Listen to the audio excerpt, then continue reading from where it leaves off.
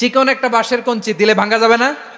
এই এরকম চিকনই 20টা বাঁশের কঞ্চি একসাথে লাগাই দিলে ভাঙতে পারবেন? কারণ যখন আমি একা থাকি তখন আমি ব্যক্তি, যখন আমরা সবাই মিলি তখন আমরা শক্তি। আমরা যেন শক্তি না হারাই। আমরা বিরোধে লিপ্ত হলে আমাদের শক্তি কমে যাবে। এই হচ্ছে 1 নম্বর ডিসঅ্যাডভান্টেজ। 2 নম্বর ডিসঅ্যাডভান্টেজ হচ্ছে আমরা নিজেরা বিরোধে লিপ্ত হলে অন্যরা আমাদের মাথায় কাঁঠাল ভেঙে খাইতে সুবিধা হয়। কথা বুঝেন নাই?